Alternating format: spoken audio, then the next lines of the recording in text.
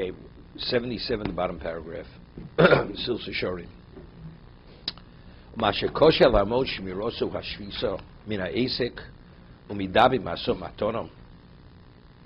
What's most difficult for the masses, and to be careful, is one should refrain from engaging in commercial activity, and to speak about the maso matonom, discuss business matters. How do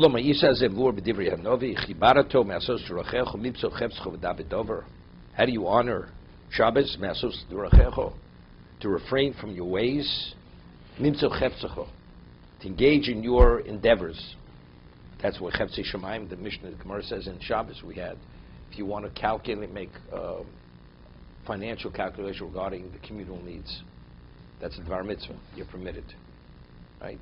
So you want to have a meeting, the budget of the shul on Shabbos, permitted, because that's not Cheftzei, that's not yours. It's Cheftzei Shemaim. You want to discuss shidduchim, that's what you can talk about. Marrying off single people, that's Cheftzei Shemaim. It's a mitzvah that you're permitted to discuss it.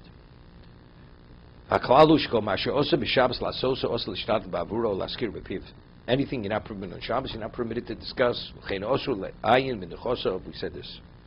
Hours are off. Okay,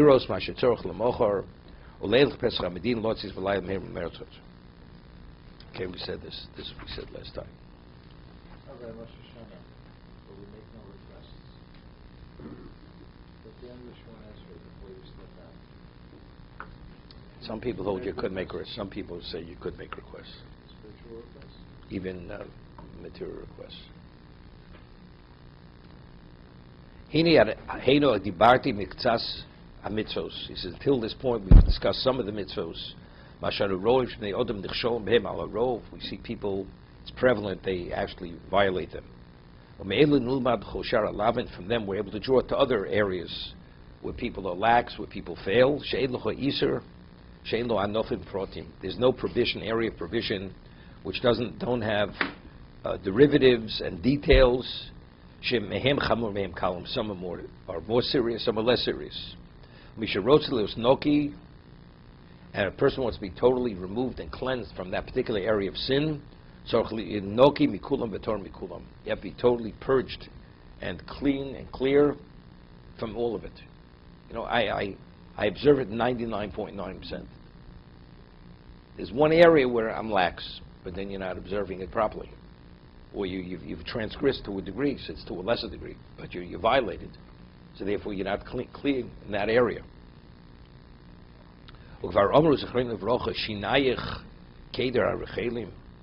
Your teeth are like the flock of sheep. The sheep is considered a very modest type of animal. The Jews have to be modest and kosher when they enter into the battle with Midian. What does that mean when you go to battle? You should be totally pristine in the area that you're clean. That's the level of purity that no one ever put on the tefillin sharosh before the tefillin shel yad. Gemara says in Yuma, why do you put shel yad on before the shel rosh? For two reasons. Of course, the order in the pasuk ukshatim lo sheyodecho, and then l'totopos beininecho. That's on the Torah level. You're not permitted to put on the shel rosh. If you have the shel yad, you're not permitted to put on the shel rosh before the shel yad. And also emavirin ala mitzvos. You're not permitted to pass over a mitzvah that since the shel yad comes before, the hand is before the head, you have to put on the shel yad before the shel rosh. Okay? She'elu higdim echod lo Moshe mishabchan. Moshe would not praise them. Lo yotzim misholom. They wouldn't have been guaranteed to return in peace. Person who speaks, although it's only rabbinical, you finish Psukei Zimra, which ends with Yishtabach, before you said Yotzer Oros. Even though regarding certain halachic issues you're permitted, it's more lenient to speak there, but factually, if it wasn't justified to speak, and you spoke there, when we just had, when the Kohen, he calls out, who did this should return from the front, this was a type of for this alone, it would be enough a reason to disqualify him from going to battle. To what degree, from here we see what degree a person has to achieve that meticulousness and that purity when one does his actions. That's how pure and pristine they have to be. They're not tinged to any degree with what? With transgression. I must be missing something. Why would we think that someone would put on the shell bush before the shell yard? I mean, it's so ingrained. Where would you ever see such a thing? And these are people who were standing at a much higher level than we are standing today. So I don't understand why this is so praiseworthy. Not praiseworthy. No, I'm not saying I'm not talking it's praiseworthy. We're talking about qualified. I'm talking qualified. Going to war is going to put on the shell rush before the shell. No, not he does it on basis. Not he does it on a regular basis. If he did. Person's in a rush, put it on. He took it out already, put it on. Have you ever seen anybody doing such a thing? Yeah. Let's say you took out the shell rosh and you said, Al mitzvahs tefillin. You said, Al mitzvahs tefillin. You're not even permitted to put it down. Right? Because you already said the bracha on the shell rosh. But they're factually going to put on the shell rosh before the shell yad. But if you would have been more focused, I'll tell you a story. Chofetz Chaim, when he's very old, the halacha is that if you eat food and you have any question, you may have said a bracha, one doesn't say a bracha. So bracha slokil. When the Chofetz Chaim was much older, he took a food item and just couldn't recall whether he ate that food already. Couldn't recall whether he said a bracha. And he berated himself. He felt that if he would have said, even though his memory wasn't the same, it's not he had Alzheimer's. If he would have said the bracha with sufficient kavanah initially, he would have recalled that he did say the bracha. So he attributed the reason why he didn't recall because he didn't say a proper bracha the first time. So it has to do with the focus. That's what it has to do. So who puts on tefillin sharosh? You're distracted, you put it on, and you go right into the bracha. But why do you go right into the bracha? The answer is because we were distracted. That's enough of a reason to be disqualified from going to the front. So you're supposed to, you don't put it on, you put it under the bag. You put it under the bag. It's an explicit halacha in Shulchan Aruch. We're going to have it. We haven't gotten to it yet.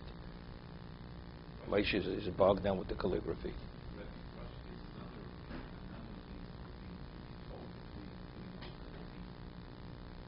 Right.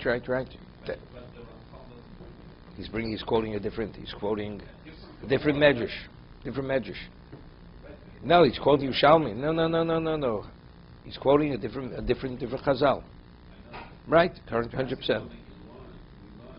That's Gemara. This Gemara in Sota. If you speak between the Shel Yad and the Shel Rosh. Right. No, that's a reason to return from the front. Right. Even though the Mishnah Berurah says, which we're going to have, what about during Chol HaMoed if you put on tefillin?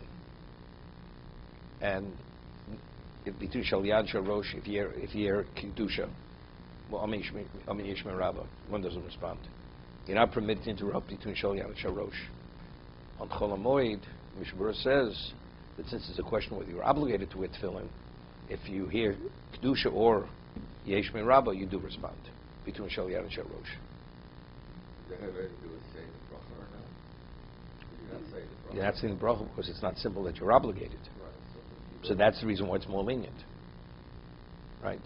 So, but he says that tefillin, if a person puts on Rabbeinu Tam tefillin, although he says you shouldn't interrupt to Shel Yad and Shel Rosh also, but for Amin Yishmei Rabbah Kedusha, even during the year, you interrupt.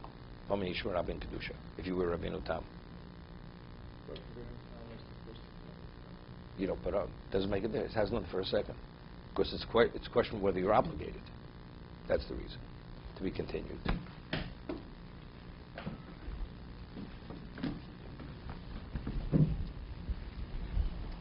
This thing to me, 70 years, I figured this was 77. I apologize.